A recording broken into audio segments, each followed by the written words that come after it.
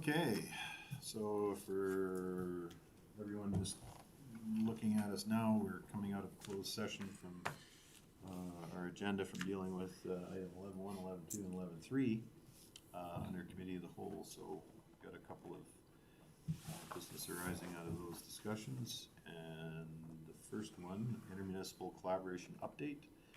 Councillor Prestige. Make a motion that council accept the intermunicipal collaboration update as information. Okay, motion on the floor from Councillor Prestige. Any discussion? All in favor? Any opposed? Carried. And then item 11.2, Ombudsman letter to authority. FOIP. Mayor Burrows will make a motion that the ombudsman letter to the authority be accepted as information. Okay, thank you, Councillor McQueen.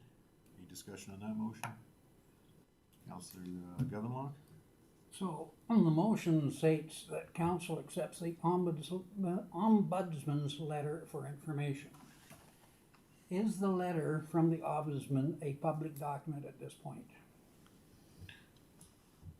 No.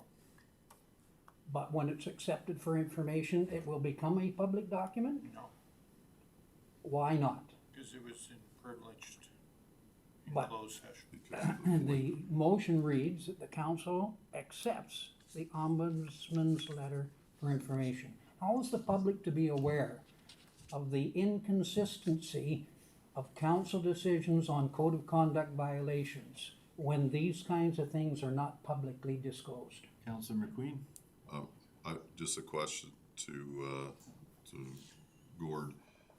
Should I stated FOIP 24 and 27 rather than information? No, your worship, members of the council, the information that you received in closed session is privileged information. You're accepting the fact that you received a report about that, right?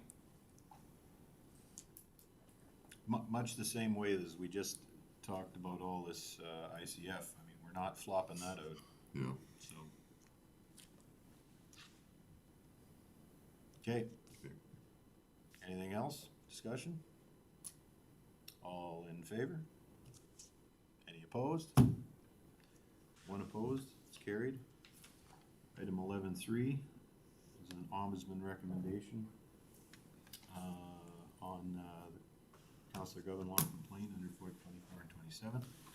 And I make the motion that council accepts the ombudsman recommendation and provides a written decision with reasons for the complainant regarding his 2 code of conduct complaints made on May 26, 2020.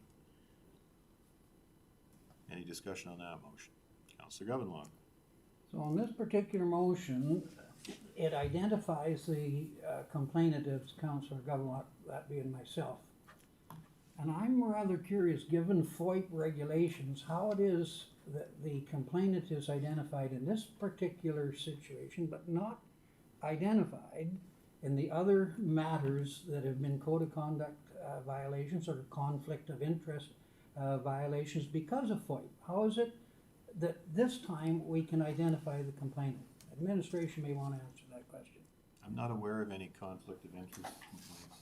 You have a short memory then. Just keep smearing you. Unbelievable. Yeah, your worship, members of council, I guess in regards to Councillor Govenlock's question is, you're pointing out item 11.3, is that correct? That would be correct. Yeah, you're correct. So we should have kept the, Yeah. okay. But it's happened, so it don't matter. We'll never make that mistake again. Is there anything in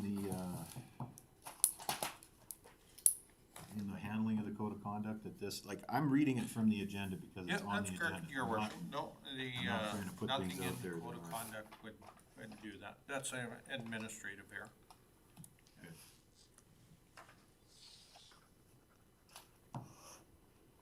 All right, motion still on the floor. Actually, I'll amend my motion so that it removes the You name. didn't have it. Say again? You didn't have it. You had the complaint. Sorry, I interrupted. Yeah, it wasn't in the motion. It was just- Okay. when you read the. Yes, right, I see, yep, in the motion it didn't have that, okay.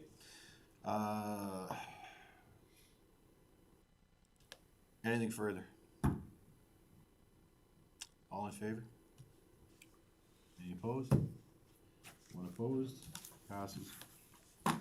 Motion to adjourn, So moved.